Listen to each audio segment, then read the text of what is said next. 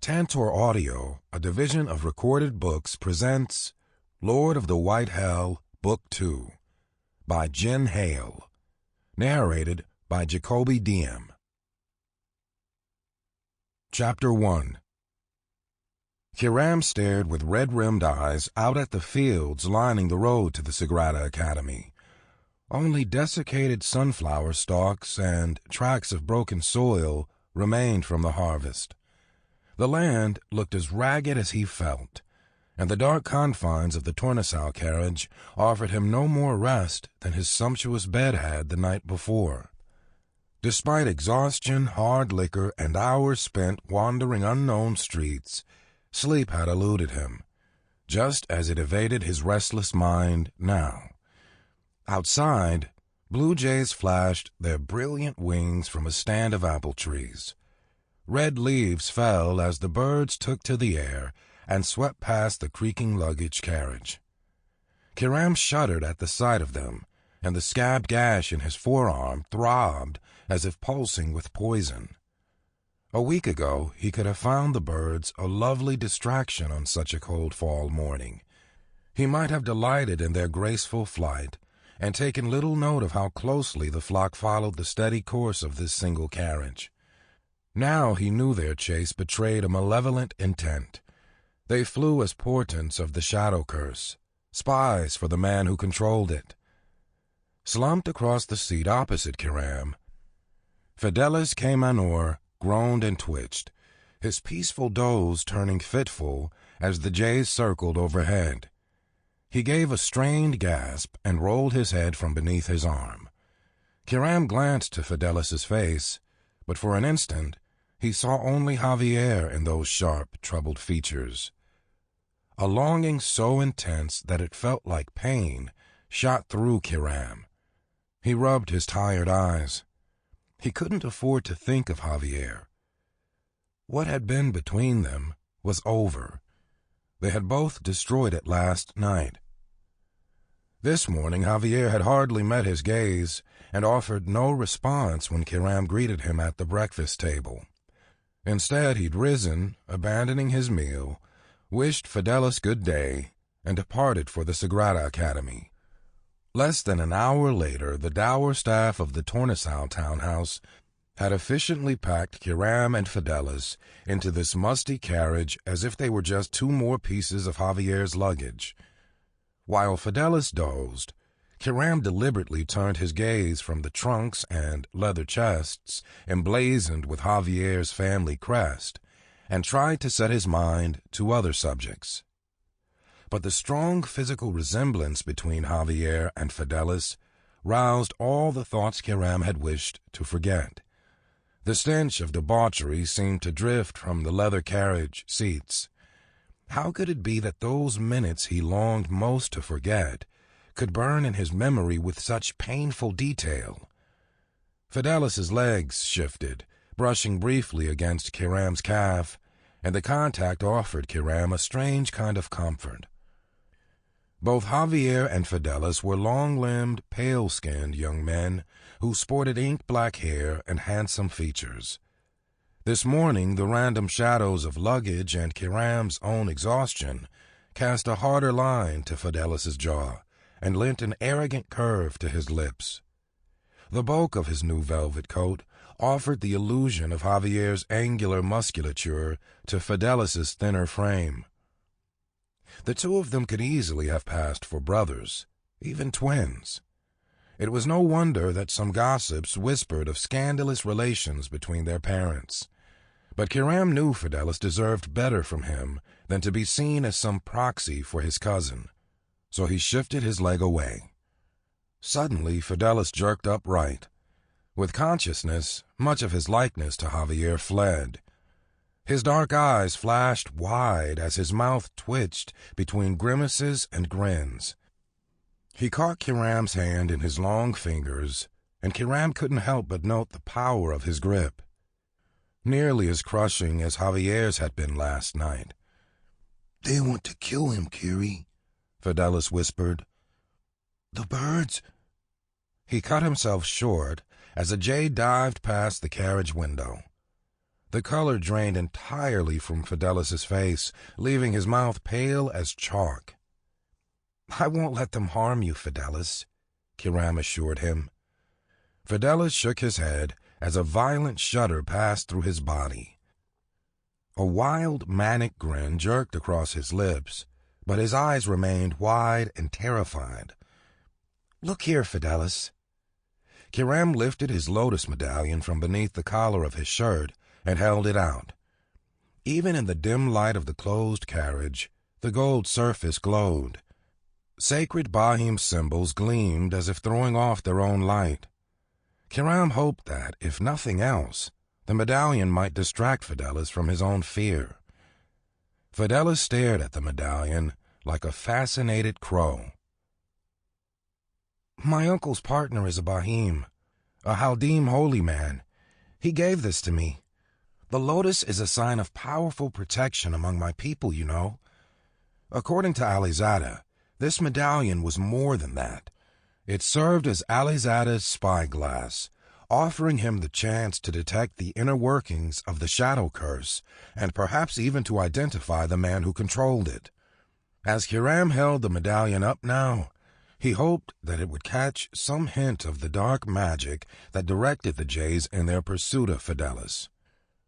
The medallion swung on its chain as the carriage bounced over rough cobblestones. Light glinted off its polished surface. Then, without warning or seeming reason, the Jays suddenly broke off from their chase. With a few harsh calls, they fled into the thick woods that encircled the Sagrada Academy. As he watched them go, Fidelis's expression lit with joy, and he threw his arms around Kiram, crushing the air from him in his fierce embrace. Then Fidelis released him to press his face against the window and glare in the direction that the Jays had fled. "Stay away, stay away, stay away," Fidelis whispered, as if reciting a holy chant. Then he dropped back into his seat. Good riddance. Kiram too felt better with the birds out of sight. He wondered if perhaps now he might steal a few moments of sleep. But when he closed his eyes, his thoughts churned with a sour memory of writhing whores and Javier's proud glower. Kiram straightened up, awake again. Across from him, Fidelis hummed a bright tune. Now and then he moved his legs and tapped his toes against the floor of the carriage, keeping perfect time. After a few minutes, he patted Kiram's knee. "Dancing, Kiri," Fidelis informed him. Kiram smiled. He didn't know why, but out of everyone at the Sagrada Academy, only Fidelis seemed to know the Haldim diminutive of his name. "We'll dance a quaresa." Fidelis continued, sweeping his feet in graceful motions across the carriage floor. "Left foot out and back, out and kick." Fidelis demonstrated, and then looked expectantly at Kiram's motionless feet. Though Kiram realized what Fidelis wanted, he still felt a moment of resistance. The bitterness of last night clung to him, but Fidelis was the last person he could blame for any of his troubles with Javier. So Kiram emulated the motions, while Fidelis beamed with approval. "Now right foot." Fidelis again demonstrated the dance step, and Kiram copied him. Laughing and grinning, Fidelis led him through the footwork of an entire quaresa. Last night, Kiram had been so hurt and repulsed that he'd imagined he would never again find anything Cadeleonian charming. But this morning, his sense of adventure seemed to have returned. And in his own way, Fidelis was wonderful company, because for all his madness, he accepted Kiram without judgment, and right now Kiram appreciated that more than anything. "Again, again!" Fidelis crowed. Kiram obliged, mirroring Fidelis's steps and kicks from his own seat. Leather trunks creaked, and the carriage bounced beneath their weight. More than once Kiram misstepped, knocking knees and ankles with Fidelis, but Fidelis laughed it off. Kiram quickly improved. By the fourth time, Their steps were almost perfectly synchronized. Fidelis sang out the names of his favorite horses, calling often for Kiram's black gelding Faraj. Then he delightedly crowed for Javier's white stallion Lunaluz. Out of the corner of his eye, Kiram thought he did catch a flash of white through the dense forest lining the road. Reflexively he looked, and then felt the drop of disappointment as he discovered only a stand of white-barked birches growing among the dark woods. The carriage rattled around another bend, and the vast fortress of the Sagrada Academy loomed ahead of them. The heavy stonework of the main building dominated the grounds, rising 3 stories and thrusting its 2 watchtowers even higher. Kiram took in the whitewashed expanses of stables and sparring house without regard, but scowled at the cerulean roof and gold steeple of the chapel. Alizada and Rafi had only referred to the man controlling the shadow curse as the man on the hill, but it seemed obvious that if anyone at the Sagrada Academy would gladly plot murder and torture at the behest of the royal bishop, it would be Holy Father Habelan. Then Kiram wondered just how many jays sheltered among the gnarled oaks and fruit trees on the chapel grounds. 2 of the birds perched in the branches of a tall pear tree. As the carriage rattled past, Kiram was certain that the birds returned his gaze with calculating stares. Suddenly, Kiram remembered the merciless way that the flocks of blue jays had attacked and ravaged Nakisha's sisters. Not even their own deaths had deterred the jays' assault. Kiram looked away from the chapel and caught sight of familiar faces among the students gathered at the stables. A sense of something like safety returned to him. Fidelis leaned back into his seat and closed his eyes. When the carriage drew to a halt, both Kiram and Fidelis bounded out to greet the waiting Grunito brothers. Nestor welcomed them with a toothy smile, while Elazar simply used his massive frame to deflect other giddy students from crashing into their friendly exchange. Kiram noted the brighter color of Genimo's auburn hair as he ducked past Elazar. Kiram and he exchanged cool, indifferent gazes, but said nothing to each other as Genimo sauntered to Fidelis' side. Kiram searched the throng of Cadeleonian students, grooms, and house servants. They surrounded him in a sea of straight brown hair, dark eyes, and light freckled skin. Their builds ranged from short, brawny grooms to the mountain of muscle that was Elazar Grunito, all of them quite the opposite of Kiram's slim Haldim build, light eyes, dark skin, and curling blonde hair. Javier was not among them. His absence made Kiram anxious and uncertain of what to expect when he did arrive. "Are we the last of the Hellions?" Kiram had to raise his voice to be heard over all the surrounding shouts and greetings. "Most of the rest have gone up to the dormitories," Nestor replied, and then he yawned widely. Kiram wasn't sure if it was just the hard morning light, but Nestor looked nearly as tired as Kiram felt.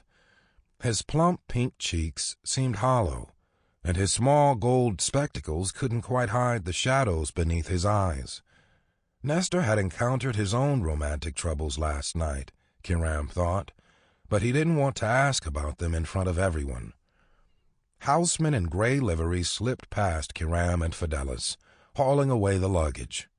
Grooms saw to the horses and carriage. One of the whip-thin Helio twins alighted from a different carriage, and his friends greeted him, asking about his brother in hushed voices. Kiram peered past them, still searching. "Javier's at chapel," Elazar informed him. "How any man can stand to attend morning and afternoon service is beyond me." "I thought he might be," Kiram replied. All at once he didn't know what more to say. He'd seen too much of his fellow Hellions' passions last night. Now he couldn't quite meet Helazar's hawkish gaze. "I should see Fidelis to the infirmary."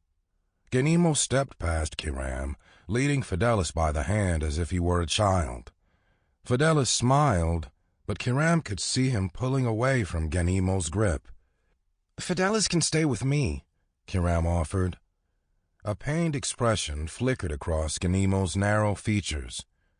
"He needs to see Scholar Donamillo for his treatment, but I'd be happy to turn him over to you afterward." Ganimo didn't meet Kiram's eyes, but instead stole a quick glance to a small scar on Kiram's cheek. "Unless Javier objects." "Why on earth would he?" Kiram responded, though it occurred to him that Javier could refuse just to spite him. Javier could be cruel when angered, and as far as Kiram could tell, right now he was furious. Still, Kiram doubted that Javier would be so petty as to use Fidelis like some pawn. Kiram felt briefly frustrated with himself for being too attached to Javier to think poorly of him even after last night. It would have been much simpler if he could dislike Javier, or failing that, just forget about him. "If the two of you are going to stand around wondering why Javier does anything he does, Fidelis is never going to get to his treatment," Elazar commented. Ganimo scowled at Elazar, then turned his attention back to Fidelis. "Come, Fidelis." Ganimo pulled Fidelis along, while Fidelis stumbled and dragged his feet behind him. There was nothing Kiram could do for him, and he knew Scholar Donamillo's treatments were the best hope Fidelis had for survival until someone could find a way to break the curse. Still, Kiram wished that Fidelis didn't dread them so much. "We'd best clear out from in front of the stables as well," Nestor said as another carriage rolled up. The three of them took a wandering path towards the main building. Dry golden blades of autumn grass crunched beneath their shoes as they crossed the lawn, and Kiram noted that dark rose hips now dotted the potted roses. Many of the apple trees sported bare branches, while a litter of yellow leaves lay across the ground. Despite the bright sunlight, a chill hung in the air and filled the deep shadows of the main building. "Summer seems over all at once," Kiram commented. "True, but there's plenty of ripe apples now."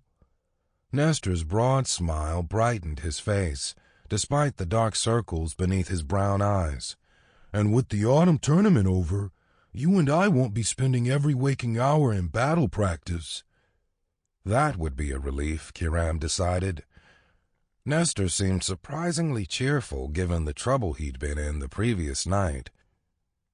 Riasa's lonely, hapless arrival at the Grunito house must have worked. "Well?" Kiram glanced to Nestor. "Aren't you going to tell me what happened after I left your mother's party?" "The dolt got himself engaged," Elazar said in disgust. At this, Nestor smiled quite proudly. "There wasn't anything else to do. I couldn't let Riasa just take a fall. Not that she wasn't willing to. She would." "She duped you. That's what she did," Elazar interrupted. Nestor scowled at him. "You weren't there, and you have no idea what went on." Kiram thought this was the first time he'd ever seen Nestor take a stand against his older brother. Elazar didn't seem to appreciate his little brother's newfound sense of independence. "All I need to know is that you're a fool. That girl fucked you over." Elazar stopped suddenly, catching sight of a figure far across the lawn. Kiram followed his gaze and realized that they were both watching Javier's broad back and long legs as he strode from the chapel towards the stables. "I'm going to check up on Javier," Elazar announced. "Either of you coming?" "Maybe later." Kiram hoped the response sounded casual. "Later," Nestor agreed. Elazar shrugged as if he couldn't account for their tastes, and then hurried after his friend. "Thank God," Nestor said as soon as Elazar was out of earshot. "He's been badgering me all day." "Well, it is surprising that you're engaged. You've only known Riasa a week." "Honestly, Kiram, there wasn't anything else I could have done, and it wasn't like Elazar makes it sound. Riasa didn't come in alone to the Grunito house to cause a scandal. She'd been by herself outside the townhouse for nearly 2 hours waiting for her sister to join her. She only came inside to try and have a carriage summoned so that she could return to her father's house, but the footman saw her invitation and escorted her into the ballroom. Kiram frowned at this. It was almost certain that Cadeleonian girls from good families were not supposed to be left alone for hours on end. So, why did the sister leave Riasa waiting? Nestor lowered his voice. Because she was having an affair with the carriage driver, apparently, and picked last night to run off with him. She told her husband that she was taking Riasa to the celebration so he wouldn't wonder why she was gone. Then she told Riasa that she'd forgotten something and left Riasa outside the townhouse while she took the family carriage and fled. Sounds like a rotten sister. Yes, and it wasn't as if anyone knew what had happened right away either. At first, my mother was thinking the sister intentionally left Riasa so that Riasa could get her claws in me. Nestor rolled his eyes. As if she would need to do something like that. She's beautiful and funny and smart. And a good kisser, Kiram added, if my source is to be trusted.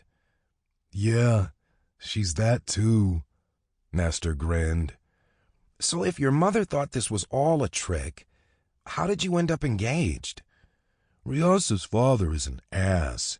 He half lost his mind when he found out about Riasa's sister. He started screaming at Riasa for allowing her sister to ruin their family name, right in front of everyone.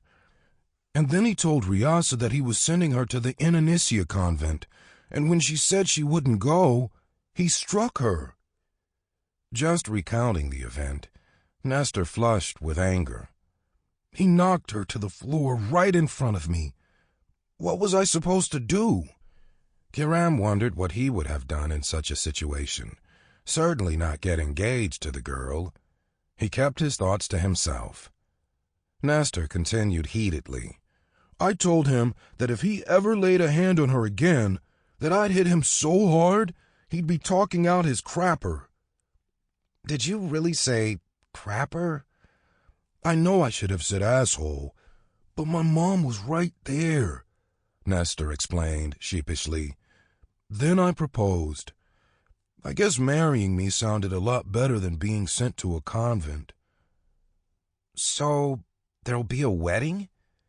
Kiram could not have imagined Nestor's engagement would be so dramatic. Perhaps having a black-haired, romantic adventurer like Atreyu for an upperclassman had affected Nestor more than Kiram had realized. Not until spring, but in the meantime, my mom's taken Riasa into her care. She's not happy about the marriage, but she was proud that I wouldn't let some bastard treat his daughter so badly. Not many men would step up like that, Kiram nodded. I wouldn't have. Well, to be honest, I should have stepped up sooner. You know, right after we first dallied. But she didn't say anything about it, so I let it alone too. Dallied? Kiram didn't understand the Cadeleonian term at first, but then he realized what Nestor meant. Nestor, you didn't. How'd you think I knew so much about kissing her? Then suddenly Nestor became serious. You won't tell any of this to Javier or Elazar or any of the others, will you? No, Kiram assured Nestor, though they'd hardly have the right to judge. But they would, Nestor said. They'd treat Riasa like she was one of those tarts at the Goldenrod, and I couldn't stand for that. Don't worry, Kiram assured him. I won't say a word. As they made their way past the clusters of first-year students lounging on the steps, Nestor whispered a full confession. While he rhapsodized about slipping his hand inside Riasa's bodice and touching her breasts, Kiram realized that Nestor hadn't gotten much farther with Riasa than a few furtive gropes in a fair tent, certainly not far enough to make marriage a necessity. Still, His face flushed and his expression grew ecstatic as he described the stolen moments. Kiram resisted comparing those brief intimacies to the ones he had shared with Javier. He said, "You're quite taken with Riasa, aren't you?" "Honestly, I never thought I'd meet a girl who wouldn't seem a little dull, but when I'm with her, we talk and laugh, and I don't even notice the time passing. She's not like the other girls at all. She tells great jokes, and she draws really well, and she knows law better than I do." Kiram didn't tell Nestor that she sounded like any one of a multitude of Haldim girls he knew. He'd read enough Cadeleonian literature to know that such traits were not encouraged among Cadeleonian women. Nestor and he parted ways on the stairs where Nestor saluted him before disappearing into his room to attend his upperclassman's hangover. Kiram continued climbing up to the room he and Javier shared in the East Watchtower. As he crossed the threshold, a feeling of deep sadness washed over him. Javier had obviously already been here. A discarded jacket hung on the back of his chair, and one of his dusty boots peeked from the shadows beneath his bed. Fresh incantations decorated the floor. New dark ink scrawled over faded red symbols. Kiram wondered if it would do either of them any good if he went to Javier now. But he didn't know what he would say, and Elazar would be there in any case. And he certainly wasn't about to get down on his knees and beg as Javier had demanded. The memory of Javier's pronouncement sent a flare of anger through the melancholy of Kiram's thoughts. "Kivashta, Javier," Kiram swore in his native Haldim. He had other ways to occupy his time, and other reasons, better reasons, to be at the Sagrada Academy. Kiram swung his tool bag over his shoulder and left. When he reached his shed, he was pleased to discover that the workmen had raised a section of the roof as he had requested. There would now be enough space to test his steam engine without it tearing through the ceiling supports. Autumn chill filled the dim interior of the shed. He lit his sweet oil lamp and opened the window shutters, allowing bright afternoon light to pour in. Sunlight and heavy work soon warmed him. The familiar smell of machine oil and the weight of cast iron in his hands soothed him. Steadily, he assembled his secondary steam chamber, taking careful measurements, rechecking his work and making corrections for the pieces he would need forged to create the condensation chamber. In his mind, he could see it already assembled, and he didn't suppress his satisfied grin. His situation now might be a wreck of frustration, worry, and confusion, but this mechanism would not fail him. It would work as nothing else in his life seemed to, precisely as he planned. A knock at the shed door interrupted Kiram's thoughts. "It's unlocked." Kiram wrote down a final measurement, then looked up to see Scholar Donamillo peering in through the doorway. Kiram offered him a welcoming smile. As Donamillo gazed intently at the half-assembled steam engine, afternoon light struck the side of his face, catching the thick streaks of gray in his dull brown hair and etching the deep wrinkles that edged his appreciative expression. Not since Kiram's father had another man gazed at Kiram's work with such an expression of delight and curiosity. "I wanted to make sure your arm wasn't hurting you." Scholar Donamillo didn't pull his eyes from the towering mechanism. Kiram could see him trying to guess at the purpose of unassembled pipes and valves. "My arm only hurts when I think about it." Kiram pulled back the sleeve of his shirt, allowing Donamillo to see the thick scab that traced his forearm. "It looks good. I'm glad." Scholar Donamillo's attention returned almost at once to Kiram's mechanism. Slowly, Donamillo circled the engine. He cocked his head in curiosity at the mount where the cooling chamber would rest. Kiram couldn't keep himself from explaining the entire thing to Scholar Donamillo. Months ago, when he had described his innovations to Javier, he had felt that Javier was humoring him, listening without much understanding. Sample complete. Ready to continue?